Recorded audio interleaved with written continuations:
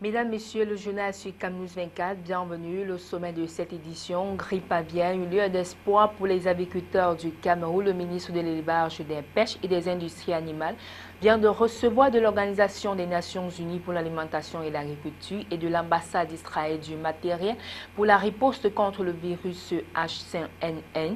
Toujours en santé, Douala, la capitale économique du Cameroun, abrite le forum sur l'harmonisation des plans de préparation pour répondre aux urgences sanitaires du secteur public et privé. Cette séance de travail entre dans le cadre de la prévention et de la lutte contre les zoonoses émergentes. C'est tout pour la vitrine. Une fois de plus, bienvenue au journal.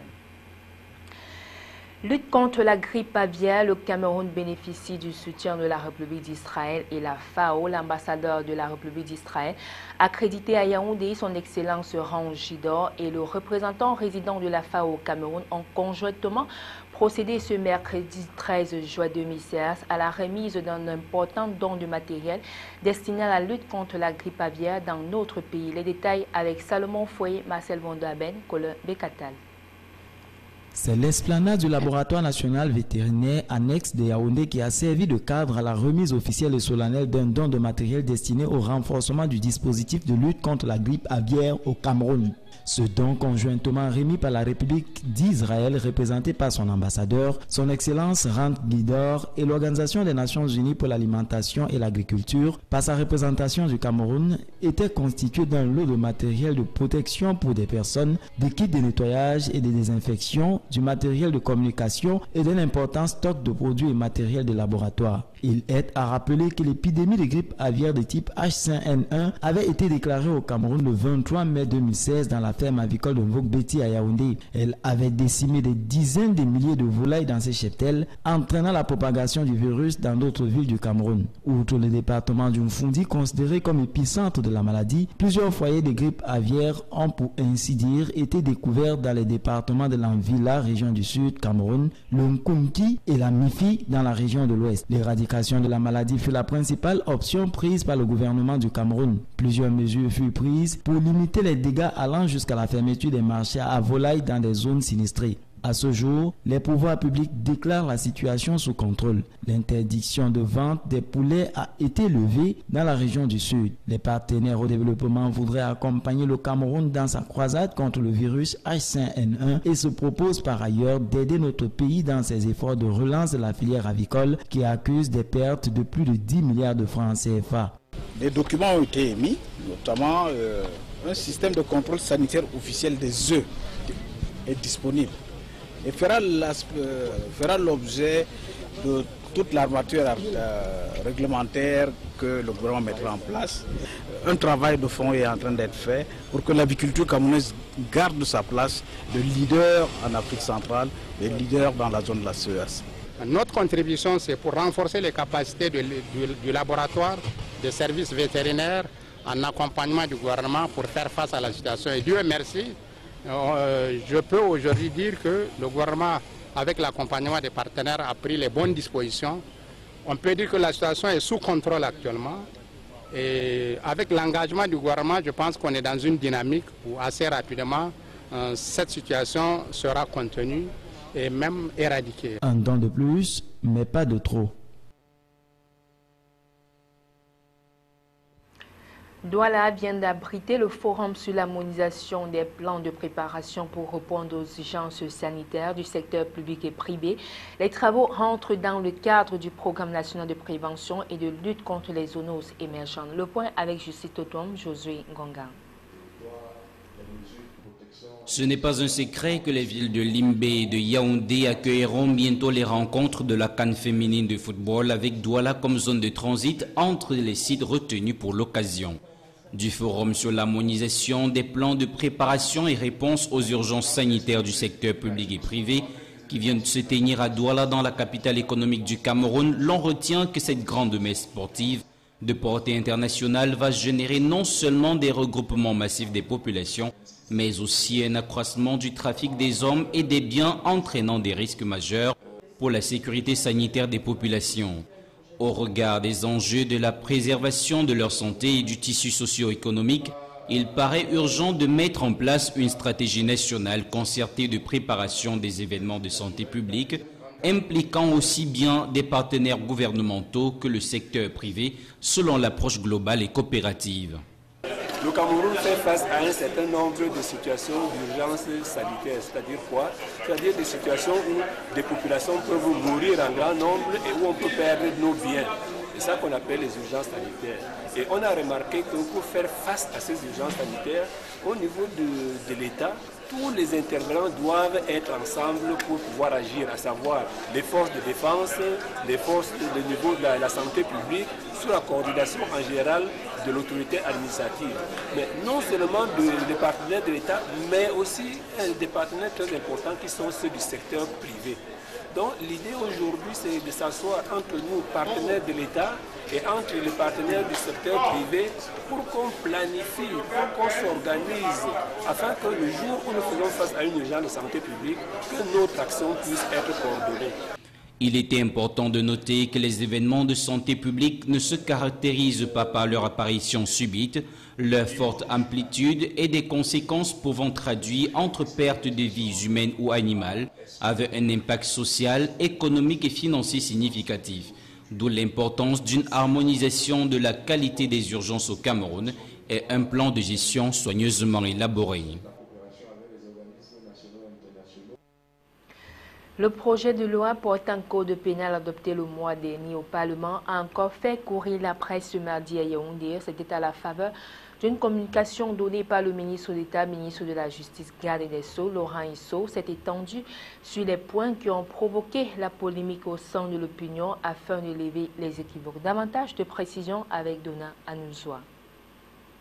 Au sujet du code pénal adopté en juin dernier par le Parlement et s'agissant particulièrement de l'article 127, Laurent Isso a expliqué qu'il a été reformulé pour mieux le cerner et qu'un amendement du gouvernement peut intervenir à tout moment dans le processus d'adoption d'un projet de loi au Parlement. Sur la filouterie de loyer, le ministre d'État a expliqué qu'il s'agit d'encourager le locataire à respecter un engagement pris et qu'elle ne concerne que les filous, les escrocs, les malhonnêtes, soit des personnes de mauvaise foi. Pour ce qui est de l'adultère, une autre disposition de ce code pénal qui a créé la polémique, même si la loi punira désormais au même titre que la femme mariée, le mari infidèle qui a des rapports sexuels avec d'autres femmes que son ou ses épouses, la même loi permet que le pardon du conjoint offensé arrête toute poursuite. Le garde des Sceaux qui a évoqué la grâce présidentielle accordée à Maître Lydienne Guénéyoum dans le sens des amendes imputées à la mise en cause, va rappeler que la décision prononcée contre Lydienne Youm a ordonné la confiscation de ses biens et que la mise en exécution pourrait permettre de récupérer les sommes dues.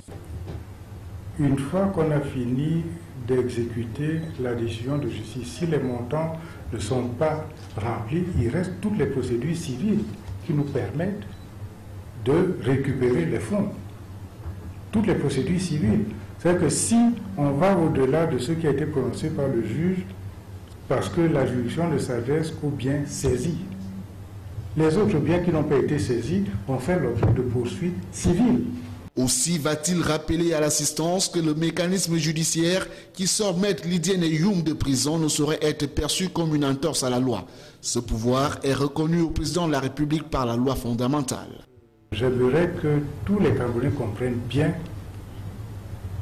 qu'il s'agit d'une grâce du président de la République. Il n'y a aucune entorse sur les procédures judiciaires. Le président de la République est souverain en matière de droit de grâce et ça se passe ainsi partout dans le monde. Le Cameroun n'est pas une spécificité. Voilà. Sur la polémique au sujet de la contribution de Maurice Kamto à la rédaction du code pénal, Laurent Isso a salué la contribution du cabinet Brain Trust sollicité par le ministre de la Justice en 2008. Mais il est resté prudent en répondant à la question sur le montant du marché et avoue craindre une exagération de la part de la presse. Les archives du ministère feront foi, a-t-il conclu. Le ministre d'État a surtout insisté sur les innovations du code adopté au Parlement. Il consacre les peines alternatives pour désengorger les prisons et éviter la resocialisation souvent difficile aux prisonniers des petites peines de privation de liberté du fait de leur passage en prison. La responsabilité pénale des personnes morales, une autre innovation, permet de punir les infractions commises pour le compte de ces personnes par leurs représentants. Deux maillons importants, les ordonnateurs et les contrôleurs financiers auprès des ministères des établissements publics administratifs et des collectivités territoriales décentralisées, suivent depuis le 13 juillet 2016 à Yaoundé un séminaire de formation sur la mise en œuvre du plan de modernisation et de développement de l'activité de contrôle financier pour une dépense de qualité. La cérémonie d'ouverture était présidée par le secrétaire général du ministère des Finances, Gilbert Didier Etoile, qui avait à ses côtés le directeur général du budget, Antoine Félix Samba, Jean-Pierre Bitongo, Joseph Ateba et Eric Tichou.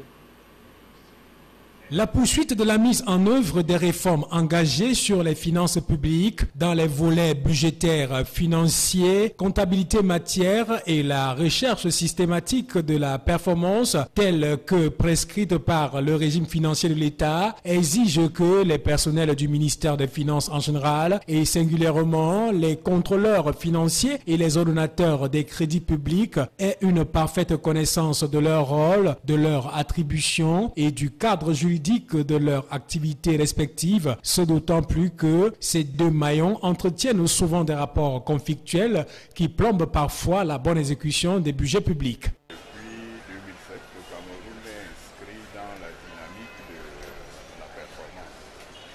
Il est évident que la première ressource d'une organisation sont les hommes. Du coup, les contrôleurs financiers sont des acteurs majeurs dans le cadre de la performance de la gestion budgétaire. Il y a aussi les ordonnateurs.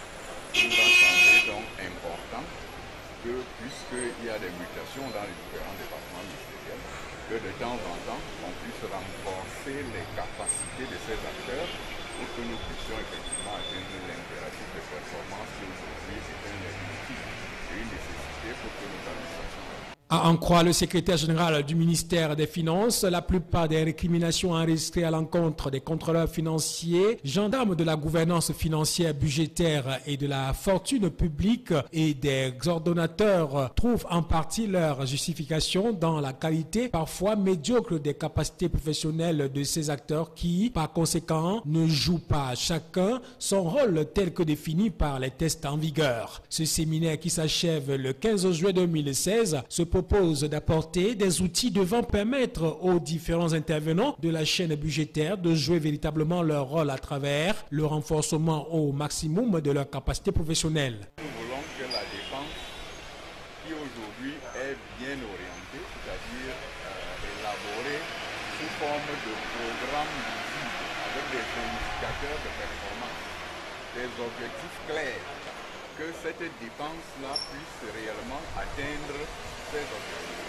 C'est donc important de mettre en synergie les contrôleurs financiers qui un peu sont les gendarmes, comme l'a dit le secrétaire général tout à l'heure, et ceux qui sont les contrôlés pour qu'effectivement tous comprennent qu'ils sont là en train de servir une même cause.